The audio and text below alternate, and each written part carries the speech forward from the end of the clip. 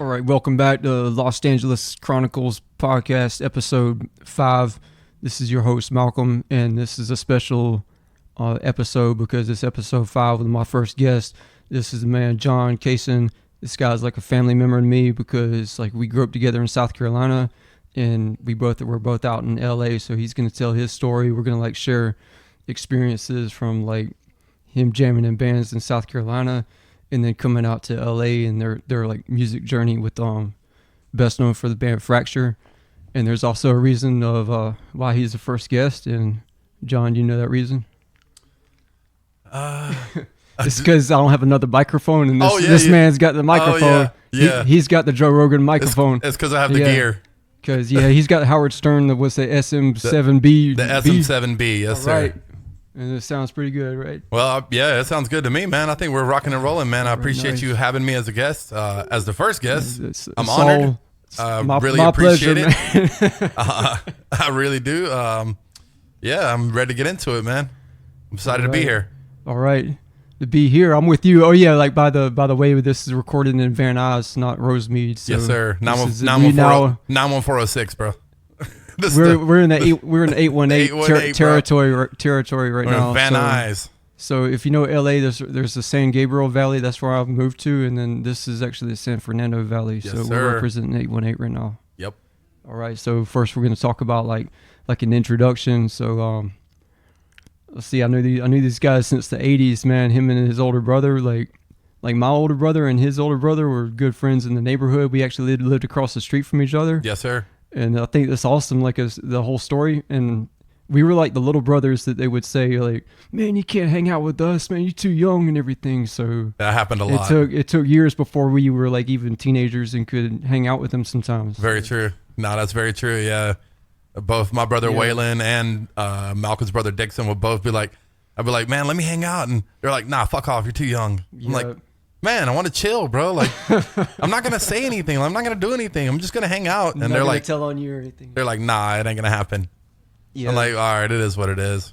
But it is what it is, bro. Like, we got older and we ended up hanging out and started chilling with all of them anyway. So. Yeah, and also like a lot of music I got into, especially metal and stuff, I got into from his brother Waylon, because some of that stuff wasn't even on MTV. Like we had MTV and everything, but some of it was underground. Yeah, like, they weren't playing. Hey, like check this out and this Typo Negative and Machine Head and Ozfest and everything. Yeah, they weren't playing all that, bro. You're just gonna get like Michael Jackson and like pop songs, bro. That's all you're gonna get. You had to sit through some of that stuff to just. That's true. Yeah. That is true. Yeah. Fun times, man. Fun times. Yeah, so that was a big impact on me as far as music right there. Yeah. I'm sure. Yeah. So what was your first like first band? You grew up on music and everything, but we're just gonna get into like the band experience. So I remember you like you just had like you focus on drums a lot. So what about the first band playing drums? Yeah. So like you said, most people probably know me out here as a guitar player, but I did start on drums. Like I started playing drums. I used to go to Waylon's band practices when he was in like Midian and Subterfuge. Shout out to Tim Busher and John Roop, all those guys. But yeah, now I grew up, started playing drums, man. I used to go to his band practice and started getting pretty good. They go outside and smoke weed, come back in, be like, hey, and Tim Busher told Waylon, hey, bro, your brother's getting pretty good on drums, man. I think he's actually better than you, bro. And they're like, well, at least we have your replacement already. And Waylon's like, man, that's fucked up. But yeah, so I kept playing. I continued to play. First band I joined was actually was it the Relentless Beating? Was it that? It was technically Relentless Beating, but we changed the name right as soon as I joined to Suffer. Yeah. So that was like Anthony and Dayton were in that band, right? It was Dayton. Anthony wasn't a part of it because he was already gone. But it was the guy Brian Pate. It was Brian Pate. It was Dayton, and then it was Ashley Moss was the first singer, and this is before we even had Luke. And before we even had a bass player, it was just me, Dayton, and Brian jamming in Dayton's living room in Coward. And the trailer. And the trailer in Coward, yep. Yeah, I tell people about that because it's interesting because we would go all the way out to the middle of nowhere to practice. It was BFE, bro. Like you'd literally drive an hour and something, and it's like before you get to the Dayton's old place, like there was like nothing. And it was just like straight and up, all of a sudden it was there's a metal. trailer It park. was straight up metal out there. It was a water tower. And I started there, man, and Suffer. Recorded my first demo when I was 14. We released our only demo. Played a lot of shows. Played a lot of places I wasn't supposed to play because I was underage. Who recorded it though? That was recorded at Jam Room Studios. It was Jay, right? It was Jay at Jam Room. Jay Matheson or something. Yeah, Jay Mathis, I believe is his name. So like every band back in the day recorded at studio because he had a package deal. It was like $200-$300 and it was like 5 songs. And everybody used to go there and get that package because it was such a good deal because he mixed and mastered, did everything for you. Oh, I didn't know that. Yeah, so like he did everything. But it was cool, man. It turned out good. He even told me like, bro, like I can't believe you're 14. I'm like, yeah. He's like, dude, what the hell? Yeah, because so you're starting to get a reputation around the area. Yeah, I was already building my reputation then. Because it used to be, oh, that's Waylon's little brother. Oh, that's Waylon's little brother. And then finally it started becoming, oh, that's John. Like, yeah, because people like, used to talk about you. They were like, man, he's tough on drums, man. He was killing man. it on drums. Oh, and yeah. You would hear that all the time at shows. It was cool, though, man. Being like 14, I was like, oh, shit, man. Like, I was kind of overwhelmed by it, honestly, because I'm like, shit, dude, I'm playing shows, dude. I'm in bars I'm not even supposed to be in. Recognition. Like, we played like Old World in Florence, and like, I wasn't even supposed to be in. in. You had to be 18 to get in? Yeah, you had to be 18 to even get in, but they told me, like, we'll let him come in, but he's got to play the show and then leave immediately. So that's what I had to do. Damn, like no beer for you, right? Like, yeah. And it was funny. We actually ended up breaking up at that show. So at the Old World? At Old World. Maybe I was at that show. You might have been. I'm sure you were. Because it was when I was like 18, because I'm like 4 years older than you or something. So yeah. Yeah, so you probably were. So yeah, that started. Then after Suffer, that disbanded. We ended up breaking up. Played a lot of shows, did like one album, that was it. I remember like Purified by Fire though. After that, I joined Purified by Fire. Like I said, that was pretty good though. When that came out, I was had some good production, and it was Luke on vocals, and it was you and I think Frank, right? Frank and Trey Oliver on bass. Okay. That was his brother then, or the? I think he was just a friend, honestly. But that was just me, Luke, Frank, and Trey. I just remember it had some heavy breakdowns. It had some like double bass parts. Like there was some insane double bass, man. Like shout out to all them boys too, man. Shout out to Frank, Luke, all those guys. That disbanded. We released the same thing, man. We did one demo and that was it. And we ended up breaking up. Just lifestyle differences, man. Like it was a good experience overall. You know how it goes. Good to look back on it. Or anything. It's good to look back on. I mean, that was some heavy stuff, man. Like we played some awesome shows, man. We played one show in the outside and ended up getting shut down by the police. Like where was that outside? I can't even remember where it was, man. I think it was like Effingham or something. It was some ghetto ass town. No, the only time I saw you guys was at the Cootie Hut though. Yeah, we played Cootie Hut and So if you're listening to this, you heard. If you don't know what the Cootie Hut is, it's a music venue, but you have to rent it out yourself, and it's a do it yourself kind of thing, right? You pay the guy $50. He gives you the keys, and then you gotta, old man. Yeah, you gotta clean it up. You gotta clean everything, and then he gives you like everything you need. You have your own PA system, and sometimes you'd rent it out from somebody that has. You rent out. We used to get it from, I think Alan was his name. Yeah, older guy. Alan John. He's a music. Alan Johnson. Music scene. Yeah. You can pay him like $100 to give you the PA for the night or something. Yeah, and then we used mine a bunch of times too. Oh yeah, we definitely did.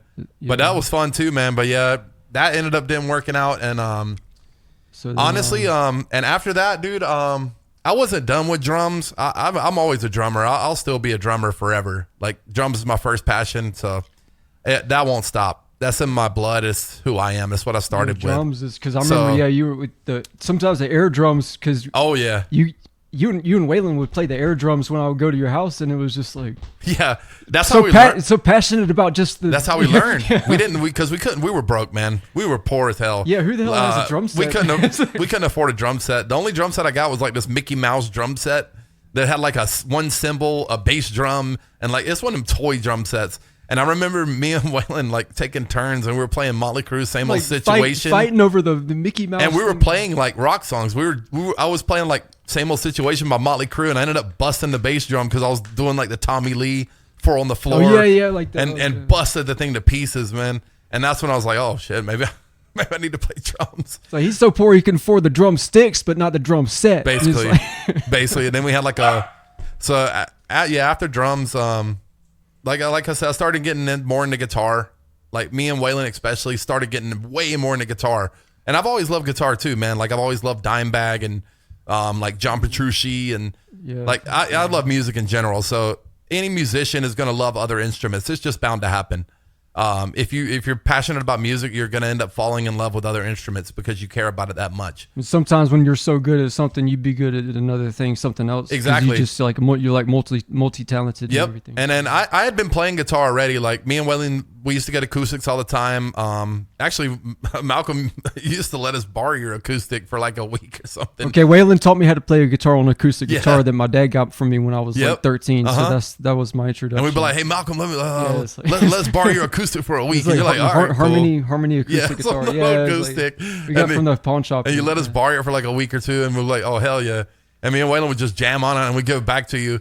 But so my love of guitar was already there. So let's talk about some Against Anger. Yeah, after drums, me and Waylon, like I said, started getting a guitar, and we started forming what would now be Fracture, but back then it was Against Anger. And we started forming that, man, and we just started writing, man. Honestly, we just started playing together a lot, and then we're like, man, I think we got something here. So we started just jamming. We wrote I think 8 songs in a matter of 3 days. It was just ridiculous. Damn, we were pumping out music left and right, and we're like, oh shit, this could lead to something. Yeah. So we ended up trying to find band members in South Carolina. That was just you and him, right? It was just me and Waylon. Yeah, we had the songs written, and we were trying to find band members. We had a couple people interested, but we never really jammed with anybody because everybody flaked out. And then pretty much every musician that was available was already in other projects. I think we were trying to get you to play bass, I believe, at one point, Malcolm, and I think you were in Take on the Revolver. Were you? Yeah, I think so. I think you might have been, or either you was in the same kind of time frame, I think you might have been. I think you were playing guitar for Take on the Revolver, so you're like, I can't do it. I don't have the time. Like I'm already in another band. Yeah. I'm pretty sure we asked you though. I know for a fact we probably did, but it was a long time ago. So, but yeah, we tried to find band members, couldn't find any. So we, honestly, we're like, we're gonna do it all ourselves. So that's what we did. We wrote all the EP. We released our Spread the Infection EP. Spread the Infection, yeah. Our first EP, we wrote everything, and then we took it to Chris Anderson from Through the Eyes of the Dead. Yeah. He was just getting in and recording, and he had a legit setup and everything. That was a big step too, because as far as our area, that they're the guys that they're the guys that made it. So they're the guys that got signed. And, they're on a major. Not a major label, but they were Prosthetic, and Prosthetic had Lamb of God at one point. So that was kind of major. That was a big deal, especially coming from where we came from. Exactly, and they're doing tours and everything. So we're like, man, yeah, let's do it. So Chris agreed to record us, and it took I think 3 months. So he had a lot of good professional setup then. He did, yeah. He had his whole deal, man. He had a Pro Tools rig, he had SM7B, he had all this nice gear, and he's like, dude, I want to record. He's like, I'll record you guys, and he actually did it for free. I mean, we hooked him up with beer and food, and but he didn't want anything, but we ended up giving him a bunch of he was stuff. really real humble about it. Yeah, and he was trying to get his feet wet in recording, but which it actually did, because after he recorded us, other bands local bands were recording with him. I think Moultrie Killer recorded with him. Yeah, they were interested in it after hearing. I think they recorded with him. Yeah, I remember them. But that took you guys had a drum machine or something too? Or? Yeah, all the drums on that first record were Easy Drummer. Yeah, it was all programmed, and Chris is the one that programmed it.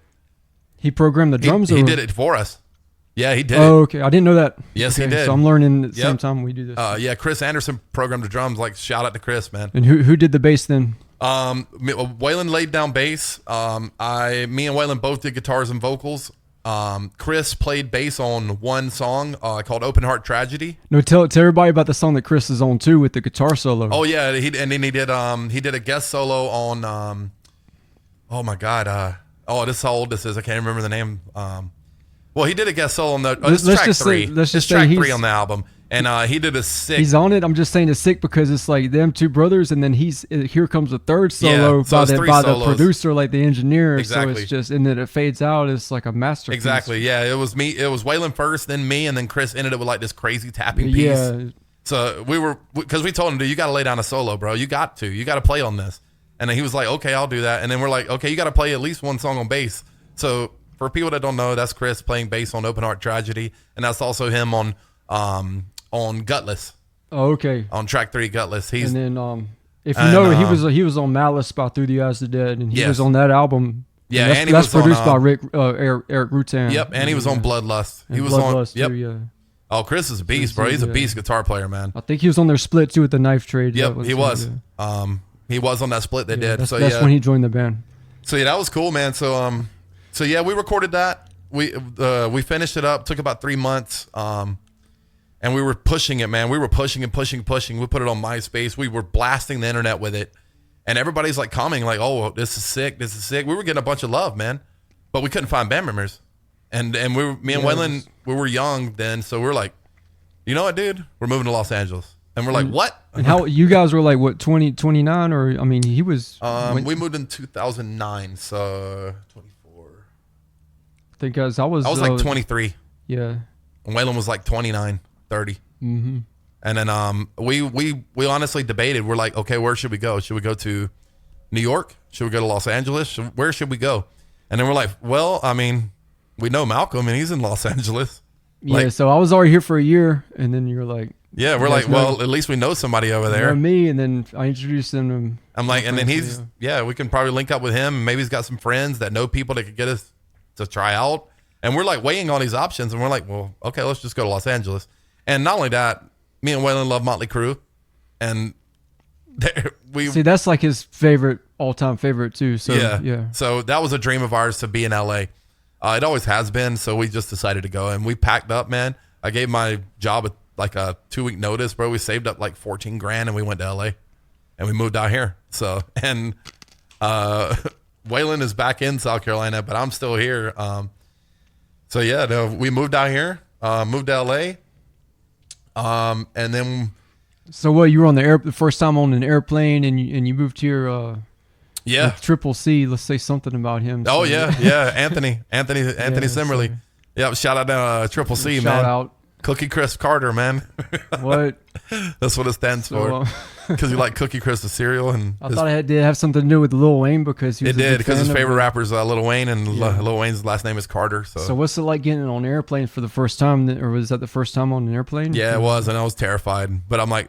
I'm scared, but I'm not scared enough because I'm going to Los Angeles. I'm going to pursue my music career. So it took a good 5-hour flight. And yes, Waylon it did. Just drinking a couple beers or something. Yep. What's and then Malcolm picked us up from the airport. I remember that. That was fun. It was exciting. You know, it was at LAX and took us to Del Taco for the first time at 2 in the morning. No, nothing else open. I was tripping off of you guys because I think it was Anthony said, "Look, a palm tree." A palm tree. I'll go through the traffic just to like trip off with somebody that's never been here before. Oh my god. So we came out here, man, and we started pushing hard again, dude. Finding band members was not having any luck, man. I don't know why, dude, but I think it's because of the whole music scene out here too. It's just weird. It is weird, and let's be honest, there's a lot of flakes out here. Yeah, there's a lot of people that are flaky, man. There's flakes everywhere. There's flakes everywhere, but LA. If you know LA, you know the. If you know, man. If you know LA, you know. So yeah, we couldn't get that going, man. So you know what? We're like, man, God, dude.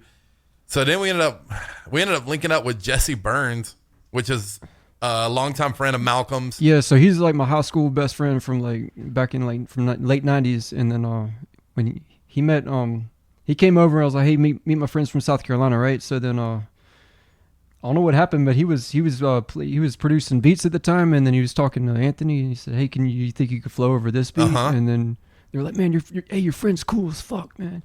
You know, and then he helped you guys get the apartment down the street too. He did, man. Yeah, he did, dude. Shout out to Jay Burns, bro. Yeah, that dude like gave me my first dish set, bro. He gave me pots and pans when I had nothing. He like saved your life, man. Oh, he did, bro. He took us like all over the place apartment hunting, like a whole 2 days of his time. Like he basically didn't care, bro. He's like, I'm gonna hook you guys up, bro. You're Malcolm's friends, you're my friends. I'm gonna hook you up. Yeah, that's cool. It's rare to find somebody like that. So I know some real people. So big shout out to Jay Burns, man.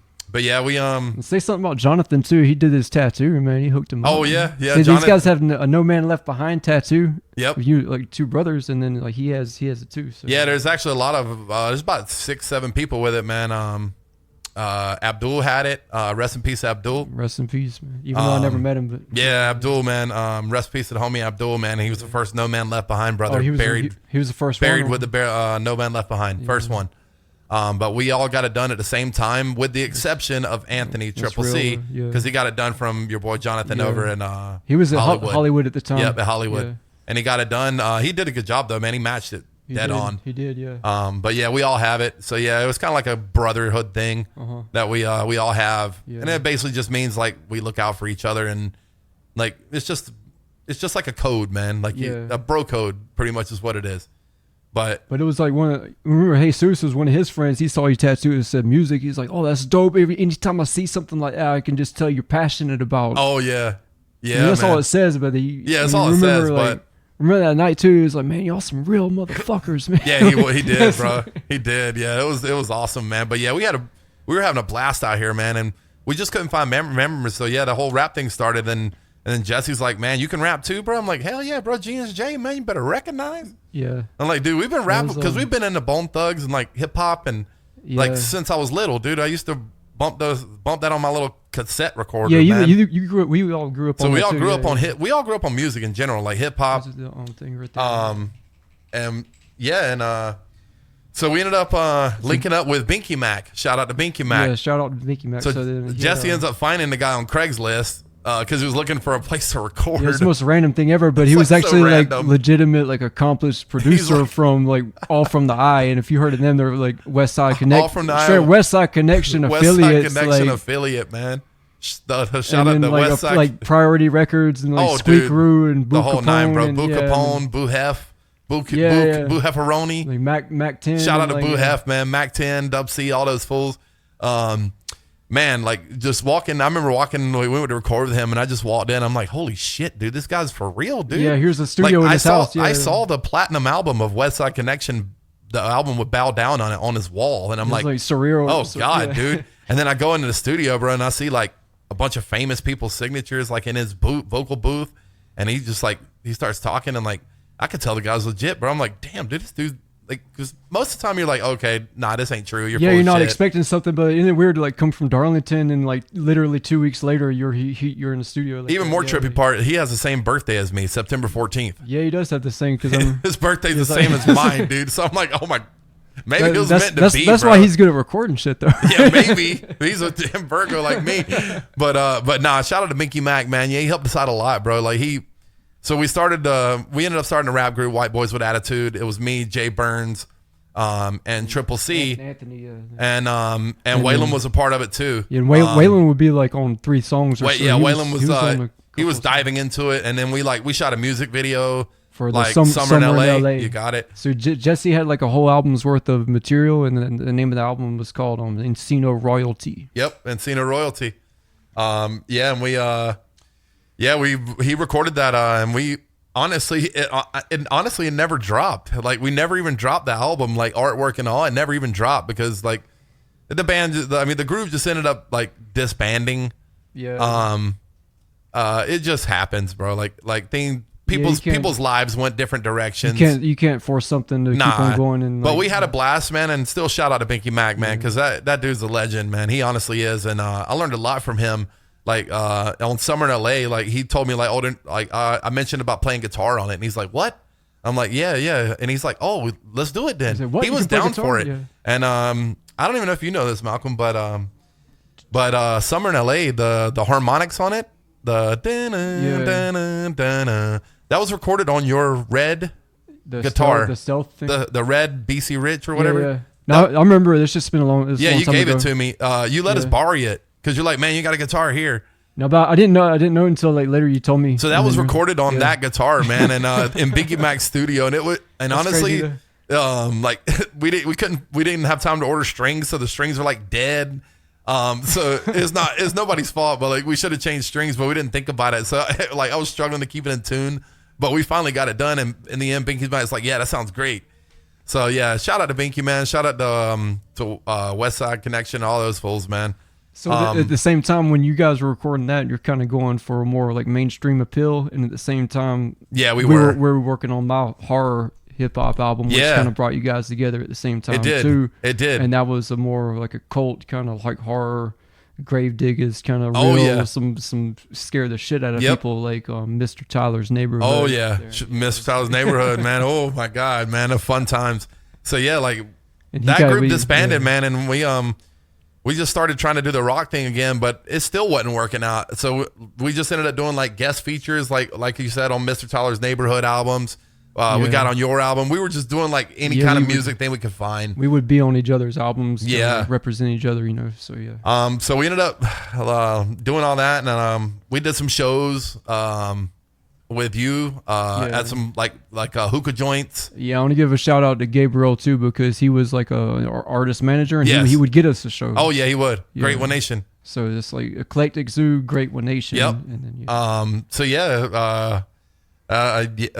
so we finally found band members, man. So who's the first? It took forever. Okay, and you're like looking for band members or posting ads or something. So who was the first person you jammed with then? First person we jammed with was Jordan Marachnik, Tank, our first drummer. Jordan, okay, yeah. He was the first person we jammed with. I'm confusing the names. Like Jordan is different from. Yeah, Jordan was our second drummer. So Jordan Marachnik, Tank, shout out Tank. But where do you find him though? I forgot. I don't even remember. I think it was a friend of one of ours. I don't remember whose it was. But yeah, he ended up jamming with us, and we were vibing, and we're like, hell yeah, man, let's do this. And then we ended up finding Brandon. Shout out to Brandon. Where do you find Brandon though? He was a friend of another mutual friend of ours, and he was. I don't remember seeing him until later on though, because I met him at the whiskey show. Yeah, Brandon was the original bass player, man. He's the first one that played bass for us, and he was always the original bass player. He's the first one to jam with us. This is back when he was getting his life together, and he's like, man, hell yeah! Like he told us one time, like, oh yeah, music, like the band kind of saved my life because I was in a bad place. And it kind of took me out of that. He was kind of in a downhill kind of like bad place, trying to get his life better. And he said that the band helped him do that. So I'm glad it did. I like hearing stuff like that because sometimes with music saves people from going to like a negative direction. Yeah, and it did. So yeah, at that point we were complete, man, and we started playing shows. Like we started playing shows, man. I remember like that Skinny's Lounge, and I mean, you guys would play like more intimate places, but in more big. Yeah, our first show was at in Burbank at the Park Bar. Okay, I was at the first show, and it was actually like sold out, dude. Like it was packed, man. It was people. There was people like crawling over the bar and shit. Like there were people from like Oxnard and Riverside, like a lot of Jordan's friends. Yeah. Oh man, that place was entirely packed, man. Like the guy told me, like, dude, there's people like crawling over the bar, like getting drinks, like. So it was crazy, man. I think the video's still up on YouTube. It's actually under your channel, man. Is it on the Wanna Stay? Yeah. Is it Against Anger song that you guys used for? Yep. And then it was called the band was called Fracture back then too. So we ended up changing the name. We just felt like the name didn't fit us anymore because we were actually a solid group and we had different members. So we're like, we need to come up with a name, and we chose Fracture because honestly, we had been like fractured like our whole music career because we were struggling to find band members. So we're like, oh, dude, Fracture, like kind of bend, never break motto. That was kind of like the meaning to it. That was the meaning. So then it was kind of like that which doesn't kill you makes you stronger. Like you're strong correct. Man it's kind of like a metaphor for that. Like exactly, you got it. That's pretty much what it meant. But we started playing shows. We were doing well, man. Like we were building a following and everything, and then and sometimes people would come to their shows like from Arizona and stuff. Like people like we had a guy come from Arizona at the whiskey, man. He drove all the way from Arizona, and we gave him his ticket money back, and we actually bought him like 2 rounds of Jaeger. Nice, man. You gotta look out for fans and everything. Yeah, we hooked him up. We were like, no way you drove from Arizona. He's like, I swear, dude. He's like, hey, that sounds like you though, because you and Anthony used to drive to meet, God forbid, like you take the bus. I used to do the same thing. I took a Greyhound bus to go see one of my favorite bands, God forbid, back in the day. Yeah, we drove like 3.5 hours just to see Cannibal Corpse and stuff too. Yes. Which speaking of God forbid, man. Like I actually ended up meeting that guitar player, and he's actually a friend of mine now. Who's the big dude? I met that guy at the. Is Doc Coyle? Yeah, he has his own he's in the band. He has his own podcast, the X-Men podcast, and he also is in Bad Wolves.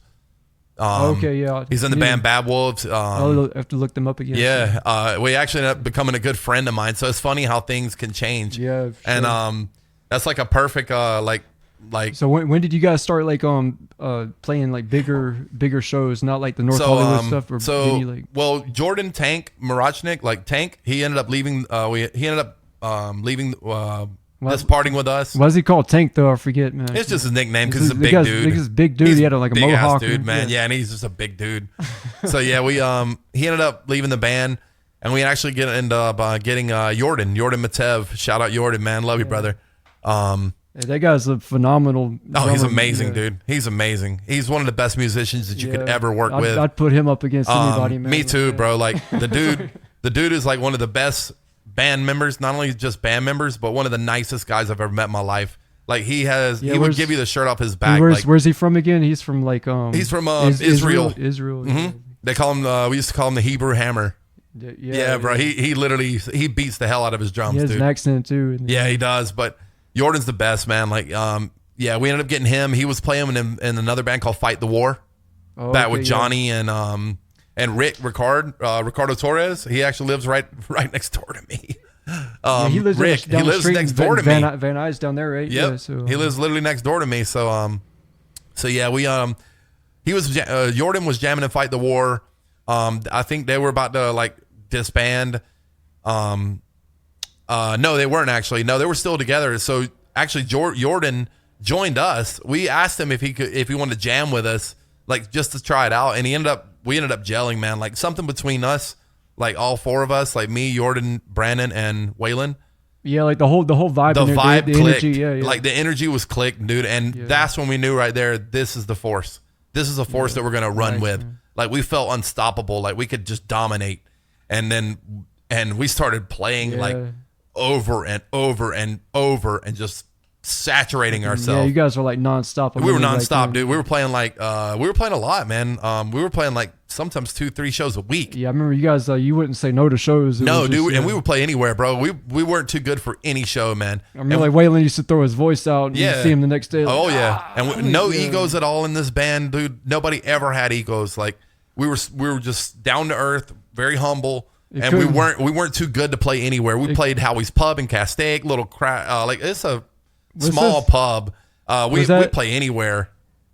You know what? Like, I mean, I think it's rare for LA too, as far as you talking about egos, because I mean, these four guys are like super talented musicians and everything. I appreciate it, man. So it's like, well, I mean, there's always room to get better, man. Like that's the thing about a musician. Once you think you're too good, then you have a problem. You always know in your head. I think I'm okay, but I can always get better. I can always strive to get better. But I think the weak part about LA though is some people are focused too much on the image or pissing people off, like the looks, and then they can't. You sit down and play guitar in a room and they can't play that shit, man. Because you came from Darlington. I mean, playing guitar like 6 hours a day. And I know. You know what I mean? Like, I used to practice 6 hours a day, man, because I wanted to be good. I wanted to be better. I wanted to be like my idols. I wanted to be like Dimebag. I wanted to be as good as him. Like I wanted to get to that level, or at least get close. And like, there was nothing that could stop me. But yeah, we started playing shows, man. We started like just saturating. Like we played Vegas. Was that with Gabriel and them, or when you guys all like took a road trip? Yeah, we took an RV out to Vegas, man, and ended up staying the weekend and like ended up going to we ended up going to Vince Neil's strip club. You did? Yeah, and in Las Vegas, and the owner knew who we were. He's like, didn't you guys just play the Cheyenne Saloon the other night? I heard you guys killed it. And he actually given us like drink tickets. Like, and that's when I knew right there, like, oh my God, dude, we got something here, man. You got some potential there. Like it was just a fun night. Like, but yeah, we started running with that, and we started getting. Then you like open up for what are some more established bands that you guys open up for? We started opening up for bigger band. We started getting so we kept playing shows over and over, and we actually started getting opportunities for better shows. Like we got an opportunity to open up for Seven Dust at the Key Club before it shut down. That was a packed house. Seven Dust actually ended up coming outside and watching us play. I saw the members looking at us playing. The drummer's sick though from Seven Dust. Right? Yeah, Morgan Rose, he's a beast, and LeJean's sick too, man. And they're from the South too, so that makes sense. They're from Atlanta, so it kind of makes sense that they're humble like that. But we were like some other bands that you guys played with. So we ended up opening up for Seven Dust. We opened up for 36 Crazy Fist at the Whiskey. Yeah, direct support for them, which was amazing. Because that's one of mine and Waylon's favorite bands too. Is 36 Crazy Fist. Okay, and we love Seven Dust. So we ended up opening up for them. Like, what about Machine Head? Or did you? I wish. You met. I wish, man. I met Machine Head. You saw him. I saw him, met him, and I just went and saw him a couple weeks ago with my wife. Yeah, we saw him. So did you guys play like the Viper Room and the the Roxy or the? We played the Viper Room. We've played the Whiskey over like 35 times. We actually played the Whiskey a lot, man. That was our favorite place to play, man. I would say that I've seen you guys at the Whiskey a good 8 to 10 times. At least. At least. Yeah, we love playing there, and because they used to take care of us, man. Like, so they knew everybody at the Whiskey. They knew the janitor. They knew the manager. Everybody. Yeah, we would go in and like the janitor's like Fractura in Spanish. Like he knew who we were. Like the manager would be like, hey, these Fracture boys, give them anything they want. Like they want drinks, send them up to their room. So they would bring us like boxes of beer and waters and stuff. Like, and I remember we were playing one night and we were headlining. I think it was our CD release show. Which CD though? I want to say it was Devour the Truth. It might have been the album before The Search for Solace, but I remember we're like playing a show and it was a headline show for us, and one of the opening bands, they like walked by our dressing room. We had our dressing room upstairs. We had our own dressing room. You guys were in the same dressing room that Motley Crue used to be in. The Doors, like I saw Jim Morrison's signature on the bathroom mirror, dude. If you go upstairs, Guns N' Roses, if you go upstairs with the Whiskey and you've been back in the dressing room and you could look in the mirror, Jim Morrison's signature is in there. He like carved it into the mirror, and I even asked, and they said, yeah, we haven't taken it down because it's history. Yeah, that's a piece of history. It's like you can't remove that. Yeah. So yeah, like we're like the opening band walks by and they see all this beer and water in our dressing room. We're like, hey man, we didn't get no beer. I'm like, how many times have you played here? And they're like, why y'all hating on it? They're like 3. No, they're like 2. And I told them, dude, we played here like 35 times, bro. Yeah, you guys like we've built a relationship. We've established ourselves with this club. So yeah, we started like getting all this like this big like stuff, man. And you guys had like a banner or whatever, like a Fracture. Oh yeah, dude. Yeah, we had the stage scrims, the whole 9. Like we were putting money into it, man. And we were taking it. It was serious, dude. Like we were pushing it hard. And Gabriel did some of the business management, or did yes, he did, because we were a big part in that. Yeah, he was helping us out with Great One. We were actually on the label of Great One Nation. Yeah, it's like a eclectic zoo. Yeah, we were actually on his label. And then I was on it too with the Mouty Mao on the back. Exactly. If you look on the back of the CD, if you see that logo like EZ, so we were all like part of that family. Exactly. And it was called that because like everybody was different styles. Yeah. Like we had like Drastic and like all these different kind of hip hop hop artists. Real hip hop, but you guys were the band of it. But we were the only rock band on the label, man. Like we were only metal band on the label, but it actually made it cool. It was cool because everybody was kind of on the same page, so like getting along. And everybody's like, dude, I don't even like metal, but I like you guys. I'm like, well, that's a good thing. Yeah. So you're onto something when people say I don't really like metal that much, but I like your band. I'm like, okay, I'll take that. One thing I liked about what I still like about Fracture, it still holds up, is you got the melodic parts, but you got the heavy parts too. You got a good balance. Oh yeah, those, you don't overdo the melodic or the heavy. You got like we tried to keep a mix, man. But yeah, like things were going well, man, and we started getting endorsements. Like, so tell me about who endorsed you. Oh, dude, like things that the biggest one was Schecter. So Schecter guitars, man. Like, yeah, like you guys were Schecter fans, and why were you a Schecter fan? Yeah, so if nobody knows this probably, but I bought my first Schecter in South Carolina for $900 at a place called Guitar Store from Hell. I ordered it. What? Guitar Store from Hell? That's what it was called, and I paid $950 for it. It was. That's pretty good for what that is. It was a left-handed Flying V, cherry red, sick guitar. I still have it. It's like EMGs and Floyd Rose. Floyd Rose EMGs, the whole 9, hooked up, like super spec'd out. So yeah, man, Waylon the same. Waylon bought his first Schecter over there, and we ended up coming over here, and we ended up getting endorsed by Schecter out of Sun Valley. See, it happened for a reason. So yeah, man, and it's crazy, man. I actually ended up running into Scum Anthony. Shout out to Scum Love, man. Anthony. He's Scum. He sets up shows. He's the artist rep. He books shows, or he's the artist rep for he's the artist rep for Schecter Guitars. He deals with all the artists. Okay, I didn't know that. I actually ended up running to him at John's. So he comes into John's when I'm working at John's Marketplace in North Hollywood. Shout out John's. So that's how you met him, and then I did. Okay. Yeah. So he like walks in and he's got a Schecter shirt on. I'm like, hey, bro, Schecter, man, hell yeah, Schecter forever. And he's like, what? I'm like, yeah, dude. Me and my brother do. If we play left-handed Schecters, man. Because you're used to people like not knowing what the hell it is. Yeah, I didn't know who he was, man. I was like, dude, I figure I'll compliment on his t-shirt, dude, see if he's a musician. Maybe we could link up. Well, he ended up being the artist rep for Schecter Guitars. Oh, okay. And then we ended up playing, he gave me his card. He's like, hell yeah, dude. And he gives me his card and it says brand ambassador for Schecter Guitars. I'm like, holy shit. That's quite something, right? I'm like, oh, fuck. Okay. So I shoot him an email. He didn't get back to me, and I figured he was busy. And I actually ended up telling him this later, and I'm like, hey, bro, you never answered my email. He's like, dude, I'm sorry, I was busy. He's like, but I would have answered. He was like, I'd have answered. But I was also impatient too, so, because I was excited, man. I just met the artist rep for the guitar company I love. But we actually ended up playing Skinny's, and he was running the show at Skinny's. And then I'm like, holy crap, dude, I met you at John's. He's like, oh, you did? He's like, and he was sponsoring the event with Schecter. Okay. Those shows at Skinny's were sponsored by Schecter because of him. So he ended up hooking us up, and we got to tour the Schecter factory. I met the president. I met the vice president. I saw all the guitars on the wall. I saw Disturbed, Avenged Sevenfold guitars on the wall. Oh. I got to meet the pickup guy that does the pickups.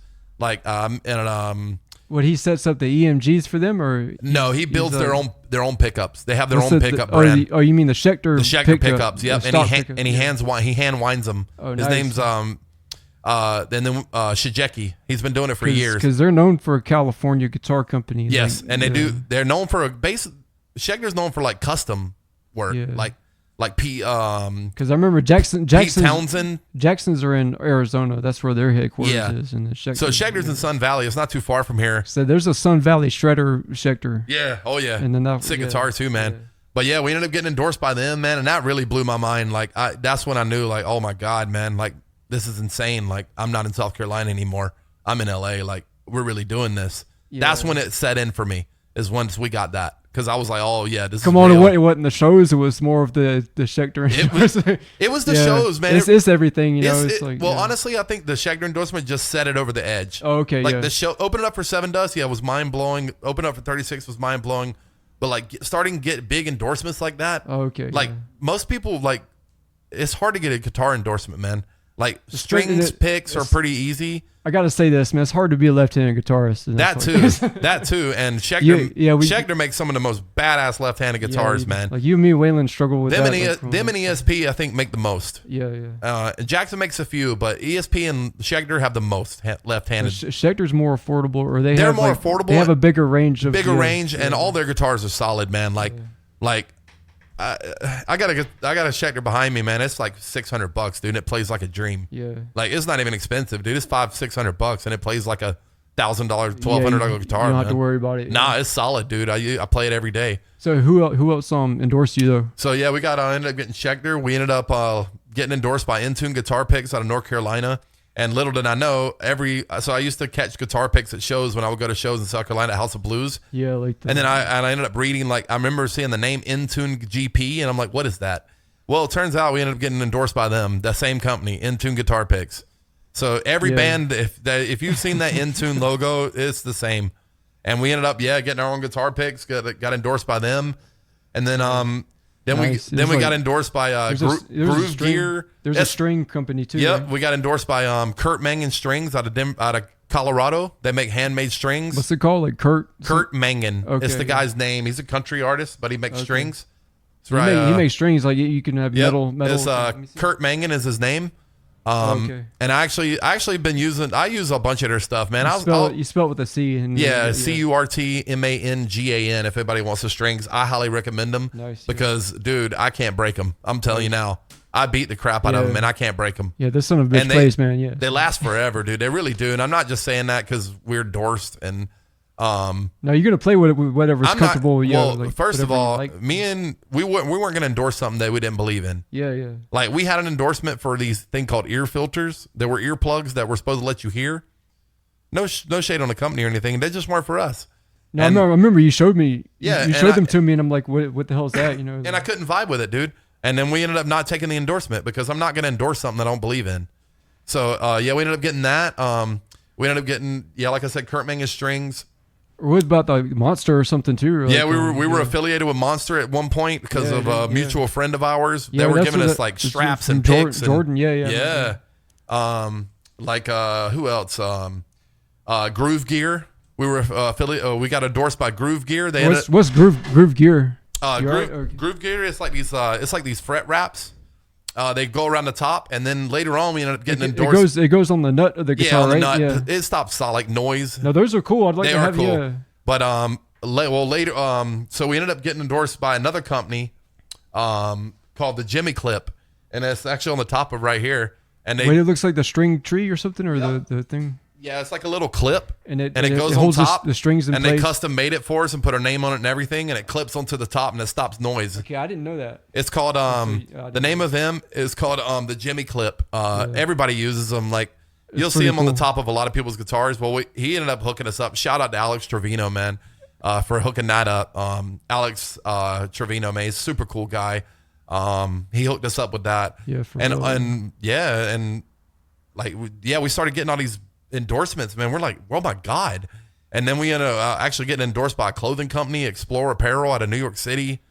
So what's that? I haven't even heard about this one. Explore. The name of the company was Explore Apparel. So it was t-shirts or hats or something? T-shirts. Hoodie or something? Yeah, they sent us a few t-shirts. I don't know what happened in the company, but I think, I don't know if they like paused or put, because we kind of went under, but needless to say, like once you get one endorsement, the other ones are pretty easy to get, especially if you get a big name behind you like Schecter. Yeah, if you're established and you're established, you're playing shows, you're active, you got CDs out. Yeah, so you guys had like 2 EPs. You had like Weather the Storm. We did. We did 2 EPs, Weather the Storm and Devour the Truth. Devour the Truth. And and then we did a full length. The first full length was the For the only we did a full the Search for the Solace. The Search for Solace. Yeah, we did a full length. What was the one with the hand on it, like the All Seeing Eye? That is Devour the Truth. That was the EP. Yeah. Both of those were recorded with Brandon's dad, George Allion. Is it George Allion? He has a studio George in his Allion. house. Yep, he has a studio in Santa Clarita, and he hooked it up, and he did an amazing job. He's an amazing musician. Yeah. He is incredible, man. The guy's so smart, and he's a monstrous guitar player. So this guy, he used to make you just like kill it and like play it again and again. Like dude, he's like a perfectionist. The dude can play, man. He shreds, dude. Like both of those albums recording with him made me be on my A game, because I was like, man, dude, this guy can play, so I got to be on my stuff. Like I have to nail these parts. Step it up and everything. Yeah, exactly. Yeah. So, we're super proud of those EPs. Mm-hmm. And then we did a full length with Alex Crescione at Stygian Sound. Shout out to Alex Crescione. Amazing producer, amazing musician. He was also in Dim 7. He's also, he's also in his own bands, Sortus Dominium with Jordan. Mm-hmm. It's like a doom metal band. Like, he's just an amazing guy, man. Super sweetheart. Mm-hmm. Just the kind of guy you want to meet, like zero ego, just so humble. And so that was in Hollywood, and he recorded you guys, or it actually wasn't in Hollywood. It was at Sound Studios over here in Van Nuys. It's the sound legendary sound. Wait a minute, you guys recorded the Sound City, and I didn't know. Yeah. What? Yeah. But I think it was mastered in Hollywood with the guy from like. It was mastered in Hollywood by Mike Wells. He did Prince and the Green Day or something. He did Green Day. Yeah, he worked on Green Day. Rest in peace, Mike Wells. He died? Yes, he did. Yeah, I'm like learning all this like. I know, dude. I hate to be a bearer of bad news. Yeah, it's like no. I mean, I'm sorry, bro, but. Yeah, man. Rest in peace, Mike. Man, he did a killer job. He was amazing mastering engineer. Had an ear for it. I mean, that was. I'd say that was your best recording. Oh, it definitely was. Yeah, of definitely course, because it's the one you put the most effort and money and time into. Oh yeah, definitely. And man, Alex didn't rush anything or anything. Man, he took the time to get it right. Yeah. And like I said, recording with him was great, dude. Recording with George was great too. Brandon's dad, it was awesome too. What's it like going into Sound City though? Well, it was Alex's place. It was like inside of Sound City. Then it's like a little rental place that Alex has rented out. So it's not the same as when you go with Dave Grohl or like with the. No. It's a sub chamber or something. I can't remember. But it's Alex's place. So he's got his own setup and everything. But it was amazing, dude. Like, recording with him was great, dude. Like he he literally like killed it, dude. Like he brought the best out in us. He really did. He heard a side of us that we didn't even hear ourselves. Like he pushed us to be better. And isn't it good to like just try new things with music, or just to hear a different angle with your music? Yeah, exactly. Different perspective. And correct. Yeah, he brought us a different like side of the band. Yeah. And he's like, hey, what about this? What about this? That way it doesn't get old. Like you're making the same. Yeah, thing. he did like little tricks and like, what about this? Like there was like a clean part in the song United, the song called United on the album. Yeah. There was a clean part that I didn't even have. He just heard it and he's like, hey, what if you do like another clean piece over there? And I'm like, okay, like something like, and I started playing something. He's like, yeah, dude, like that. And I'm like, okay, I'll try it. And he's like, he plays it back and he's like, listen, dude, it sounds killer. No, really, I mean, this is off subject. I'm just talking about myself real quick. I want to like pay a producer, be like, hey, I really don't think you should do that, man. Just to have the experience. Oh, shit. That'd be funny. But yeah, no, that's like one of my fantasies. That's funny. But yeah, Alex was great, dude. Well, we ended up, we pushed that album hard, and then honestly, we were burnt out, so we kind of ended up like just taking a break. Like we had a member change, we got another bass player, and then Brandon ended up joining the band again. Like I do remember the bass player they got with the dreads. Carlos. I forgot about him. Yeah, we had some member changes, but we honestly were like, you know what, dude, like. It was becoming a lot, dude, and don't say anything depressing though. Like no, like me and okay, you guys broke up or whatever. And like no, like me and Waylon put that project and that band first for years, like without doing anything for ourselves, like without thinking about ourselves at all. It was always the band. So honestly, we were burnt out, man. We were gassed, like.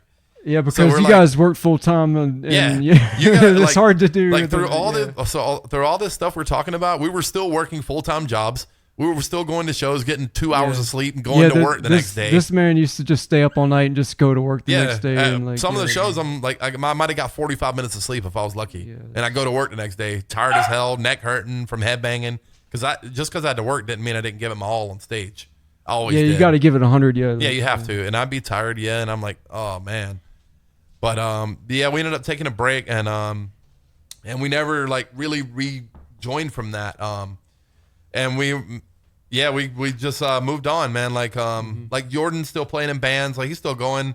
I know Brandon still jams at home. Like everybody's still involved in music. So Jordan's been in like so many bands. He's been in like he's like a scientist. He's a scientist at drums, dude. And he's been in a bunch of bands, but I've seen him literally in like 15 different bands. That's because he's a musicaholic, man. He loves music, dude. The dude just wants to play drums.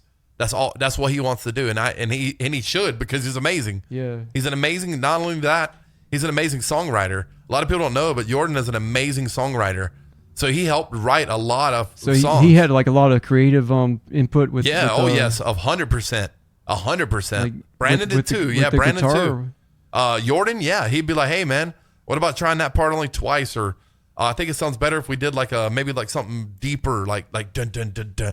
And I'm like, okay, I'll try it. Okay. I didn't know, because I've only been in your band practice like a couple of times. Yeah. No. Yeah. He was vocal, man. And he pushed us to be better. Like for anybody that would ever have Jordan in their band, it would be a privilege to have him in your band. Yeah, it's a blessing right there. It's a blessing to have him in your band. That's somebody you want in your band.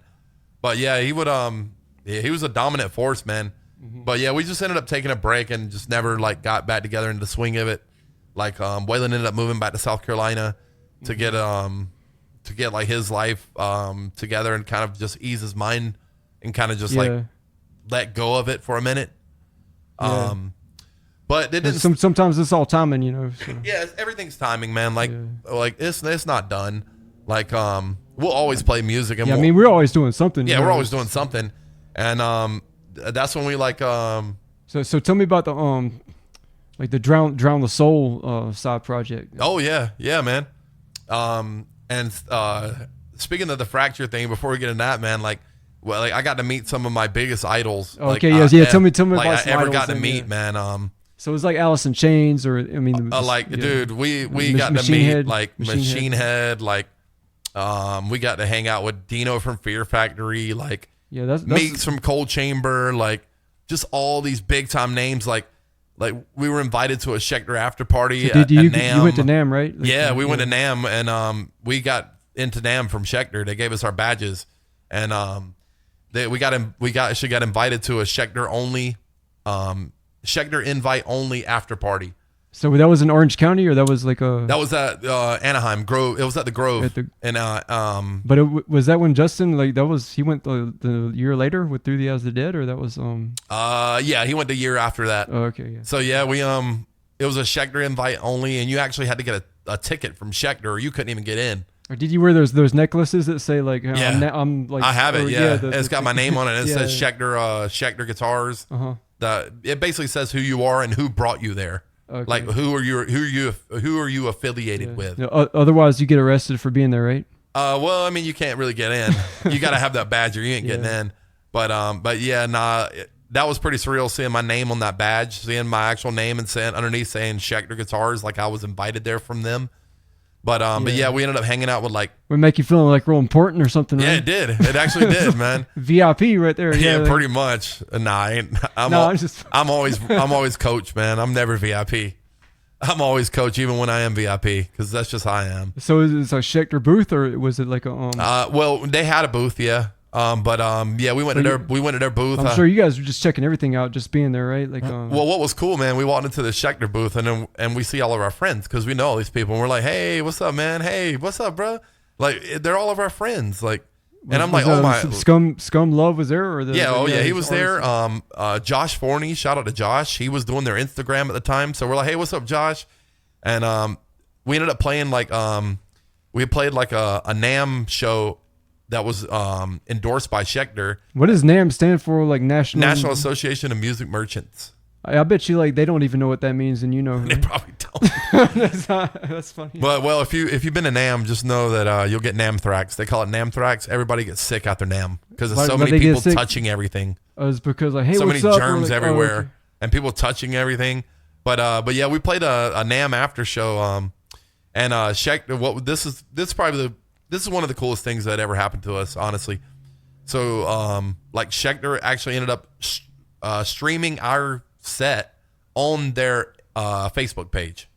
So they went live and were actually streaming our band playing on their page. So like I was on their page of the prime time when everybody's like looking at and I was like, wow, man. And I like turn around and like, oh my God, there's Jeff Loomis, bro, from Nevermore. I'm like, holy shit. Yeah, dude. that guy's a legacy too. Yeah, and I took a picture with. I actually have it framed on my wall. Yeah, I saw it in there. Yeah, I told him I was gonna frame it. I told him I hope this don't make you feel uncomfortable, but I'm gonna put this on my wall because the guy's cool, right? Yeah. So, dude, he was a sweetheart, man. Straight sweetheart. Shout out Jeff Loomis. Did they give you like more exposure to have on the live stream of Fracture? Yeah, it did. And then we ended up, I ended up becoming like I said, good friends with Doc from Bad Wolves and all them. From the God Forbid. From God Forbid. And like, I went and saw them on a Greyhound bus in South Carolina. And actually now I'm friends with the guy.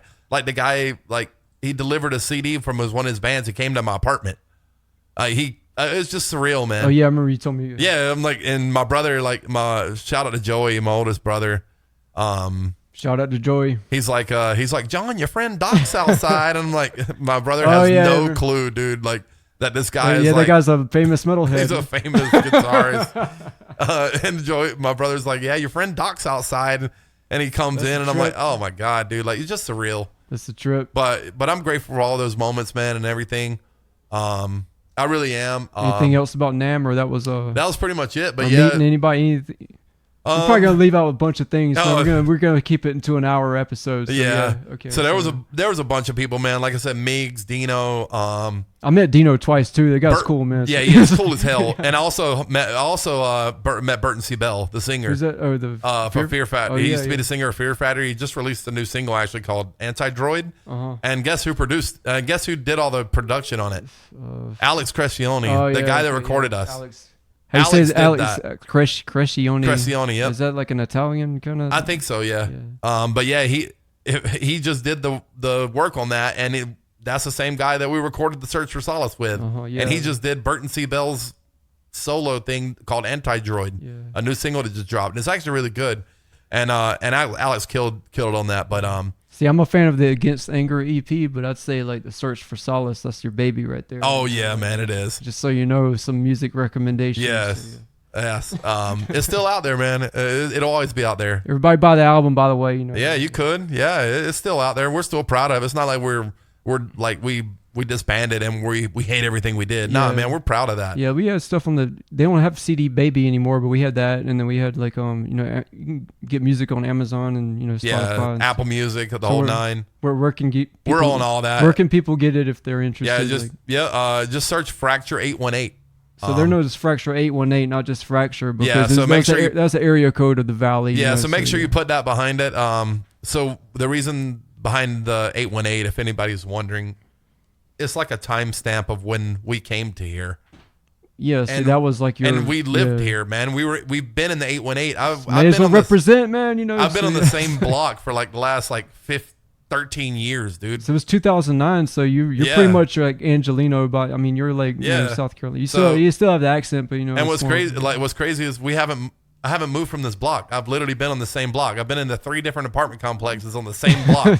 So it's like, dude, the 818, it means something to me because it's part of your life. It's like home to me, man. Like everybody's like, oh, you live in a terrible neighborhood. I'm like, yeah, but it's busy, man.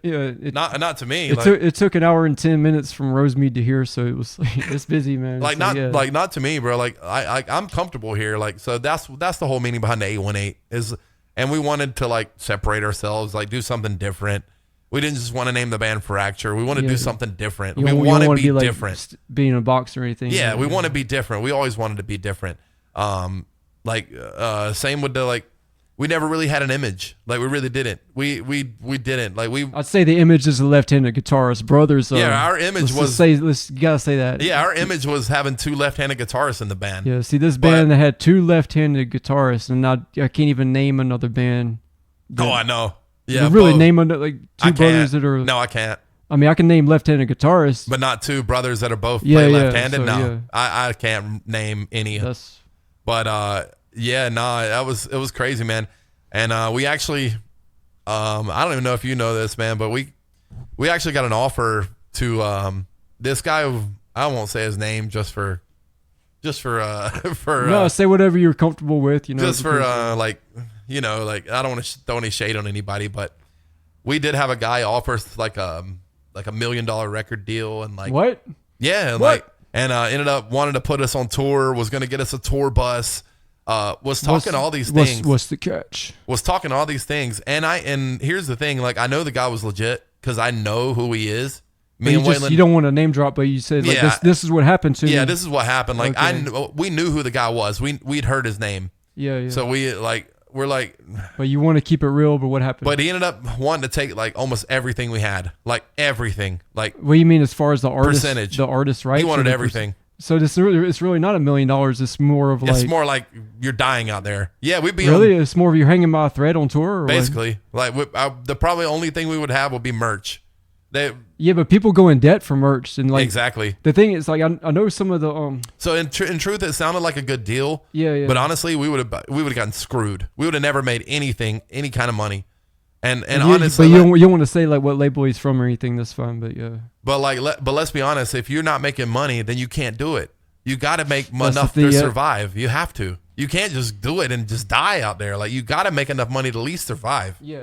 And we wouldn't even have made that probably. Like so, we were like, man, nah. Even if you're on prosthetic or something like that, like they're struggling with the van. And stuff. Yeah, man. Justin's told him. Yeah. Justin's we've heard been through it, dude. Horror stories. He's been through it, dude, and been in a lot of debt from it, and then people go in debt for the merch and all the shirts. Like, I mean, shirts ain't cheap, man. We spent a ton of money, dude, on CDs, shirts, and everything.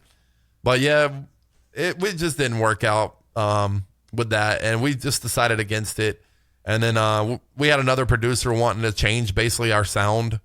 We had a producer. Oh hell no! If they change the sound, yeah, we had a producer basically saying, "Hey, why don't you come to our studio and we'll write some songs for you?" And I'm like, "No, write some songs for me? No." But how do you meet him? Did he approach you or like? Nah, we knew him through the industry. Okay. Another industry guy that we knew. But were you guys close to getting signed by something that you liked or like? I forgot. No, we really never shopped the band for labels like that because it was more you guys were just working hard. You guys were just playing shows. You know this already. We were all self-managed. Like we managed everything. We did our own booking. We did our own merch. We did our own everything. Yep. And we actually kind of liked it that way because we were in control of everything. Hey, that works too for a lot of artists too. But we never pursued like a record label. We got a couple offers, but we declined them. Just because of logistically numbers and different reasons. But yeah, we had one producer, like a pretty well-known producer, that wanted to record us and basically told us like, hey, like I'll record you, but you can, but there's like a stipulation. Or yeah, something. he's like, yeah, I'll write some songs for you, and then we'll take your songs because he listened to the like the music we had, and he's like, it's good, but I would change like almost like all this, and I'm like, okay, then fuck you, basically. But he listened to the Search for Solace. He listened to the like this is when Devour the Truth was out, okay. and he's like the like songs Erase and Brace and stuff. Or, no, like Lost and Pride and songs like that, and Devour the Truth, the song Devour the Truth, The Rain. Yeah. And he's like, well, this could be changed and that could be changed. I'm like, fuck you, dude. Like, we think these are great songs. I don't mind input. What Alex did was input. He didn't try to change us completely. Or like throw an idea or a suggestion. Yeah, that's fine, suggestion dude. is different. Suggestion is different. But this guy was trying to change who we were.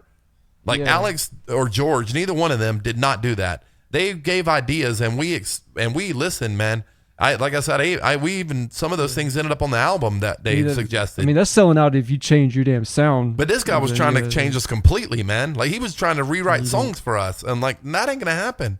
So that's why we chose to go. You're talking to songwriters first of all. Exactly. Like me and Waylon, we knew how to write songs, man. We wrote songs together. We've been writing songs since we were young. Sounds like you could just do everything, the producing, everything.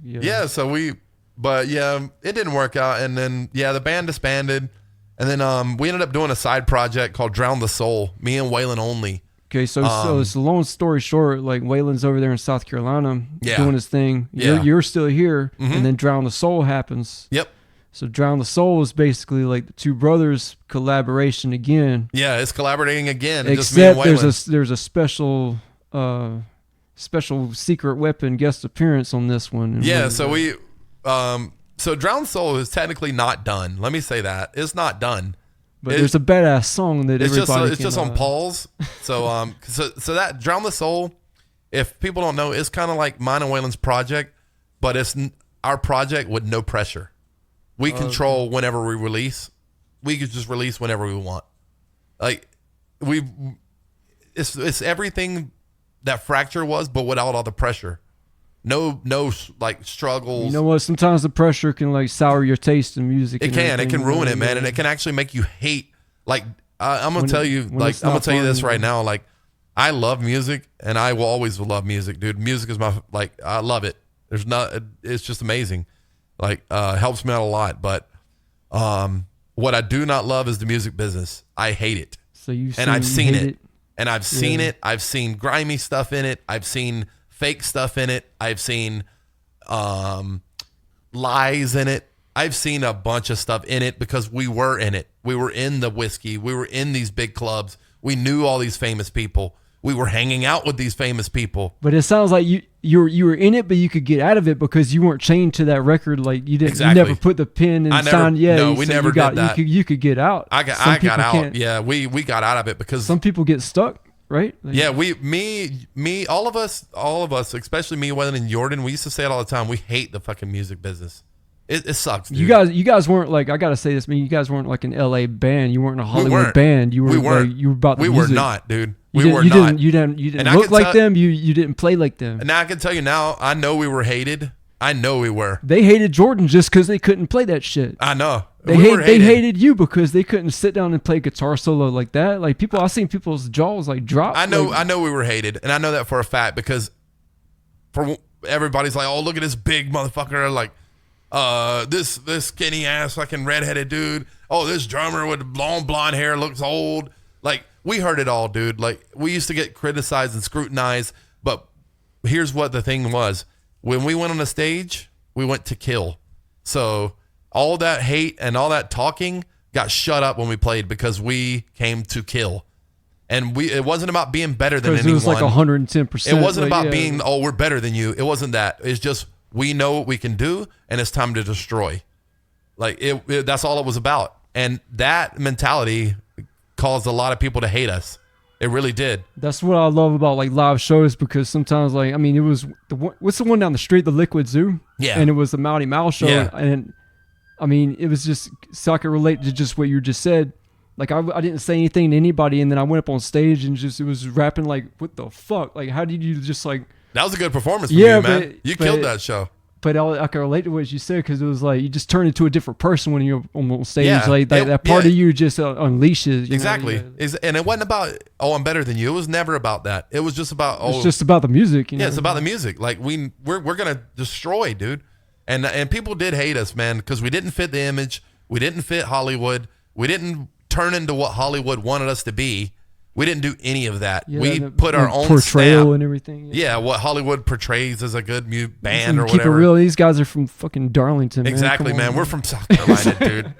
But yeah, we released Drown the Soul project, man, and my brother Brian, he actually was the first guest vocalist on it, and we released a song called Paint It Red. So this song with Brian, man, it's on YouTube if you want to check it out. Just type in Drown the Soul, Paint It Red, like paint, like a painter. Yeah.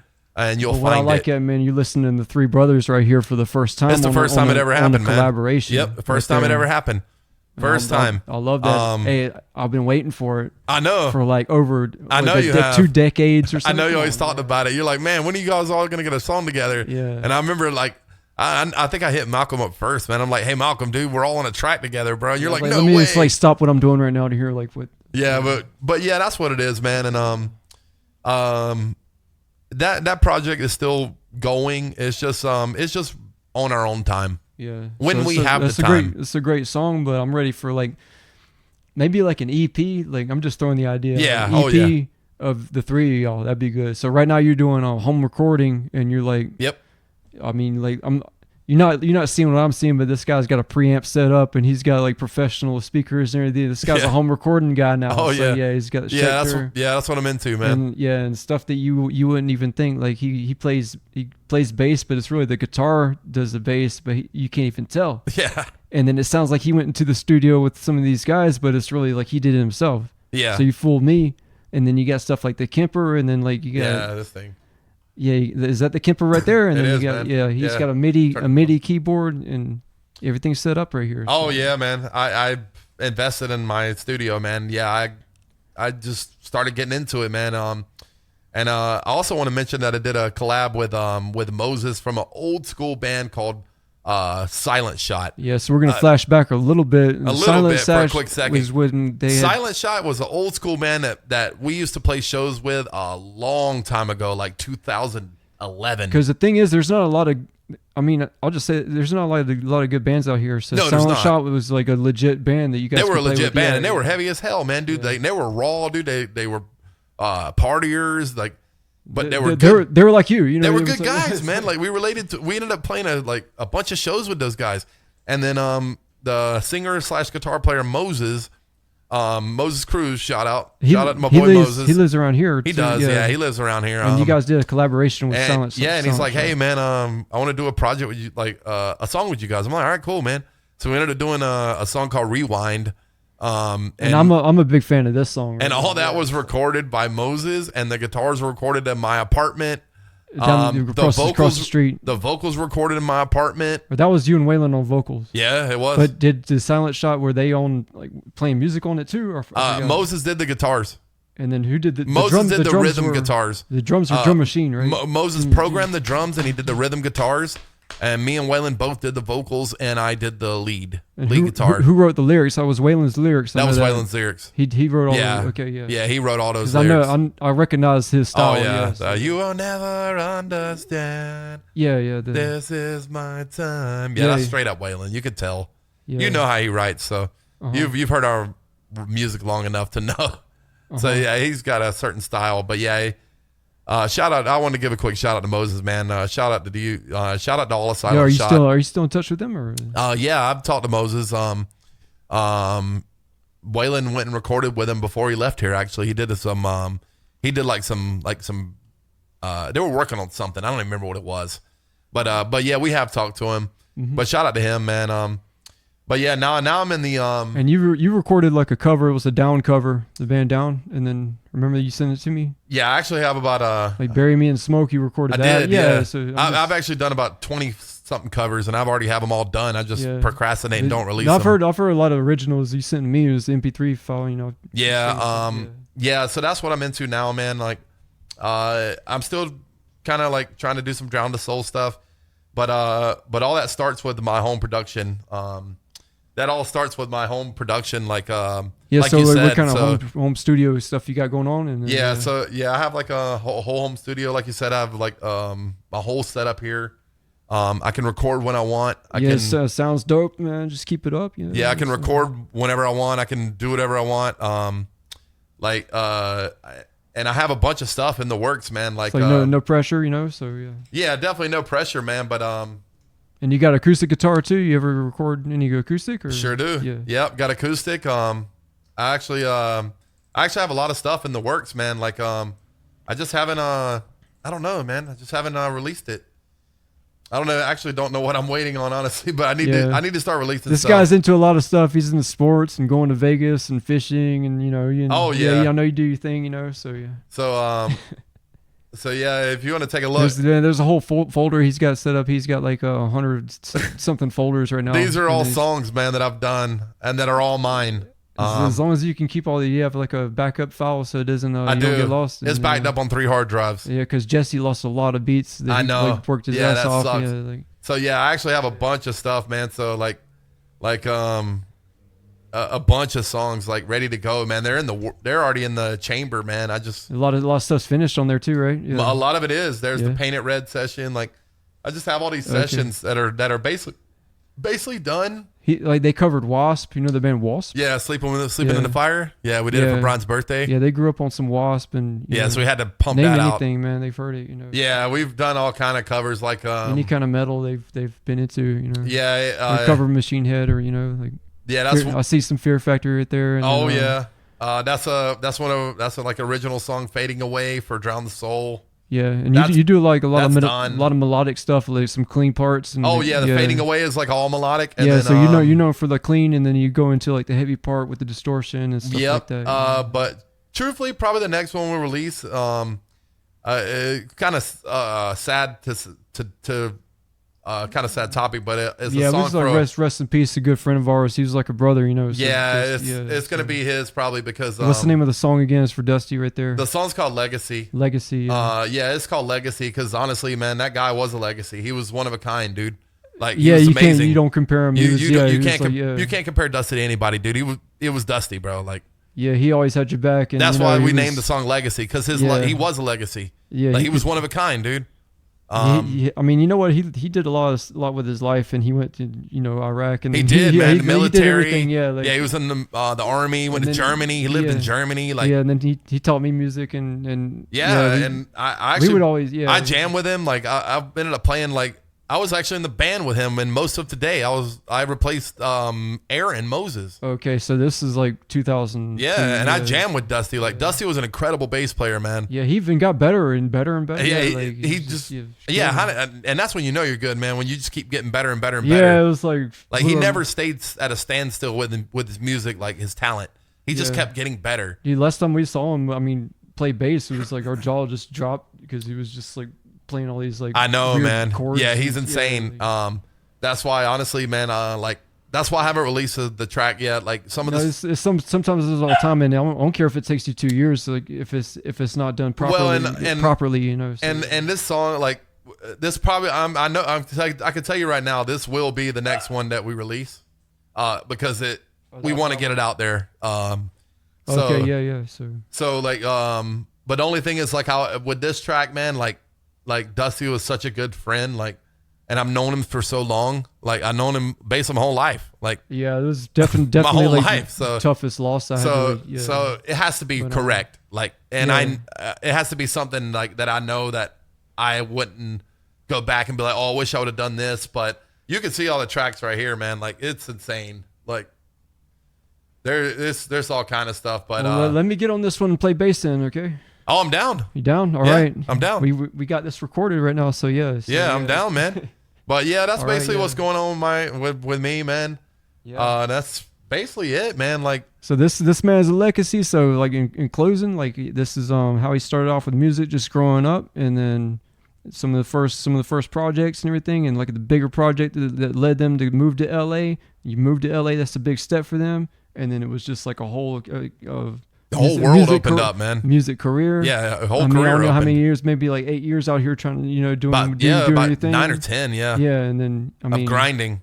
Grinding it out, getting sponsorships and living the dream, man. And we're working with like professional engineers and learning even big more, names. Getting better at music, learning more, mm-hmm. and then closing out. You can't stop this man. He's working with like home recording and everything. Oh yeah. And now he's on the podcast Los Angeles Chronicles. My first guest. This is a big deal for me, man. And I appreciate it, man. Yeah, and the thing is because you're like a family member. So then, of course, I'm not just getting anybody that like somebody from work. I'm getting somebody somebody you've known for so now I'm more comfortable with to help me with my first guest because.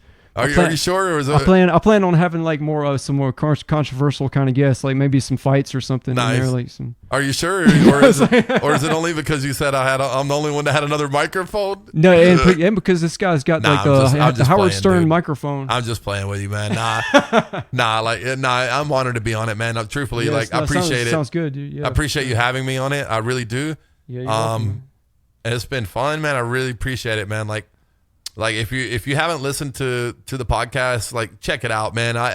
I'm guilty of only listening to the first episode because I'm just busy. Just trying to keep it interesting. But honestly, yeah, listen to the podcast, man. Los Angeles Chronicles podcast. Listen to it because it's cool, man. Like you're a very open person. Like you have a lot of stories, and I can't wait to hear them all. Like I can't wait to dive deeper into the episodes and hear what you talk about. Like. It's a cool podcast. Rather than staying in the same kind of topic. One thing I can promise you for listeners that need to listen to the podcast, you should, because I can tell you now, this podcast is not going to be stagnant because this man has many stories and he has he's trying to get into something new. You're going to be entertained. So yeah, check out the podcast. Don't slack on it, man. Stay tuned for Drown the Soul stuff coming out now. Really appreciate you having me, man. The only thing I do is I do like a music recommendation thing. So I'm going to say your song Drown the Soul, Paint It Red. Yes. Drown the Soul, Go to YouTube and listen to that, and that's my music recommendation for this episode. I appreciate it, man. He was all right, brother. Yep. Yeah. So we're gonna close out right now. Yep. So probably the next one will be next week. So thanks for listening and peace out. Right. Peace out, man. Right. Thanks, Monty.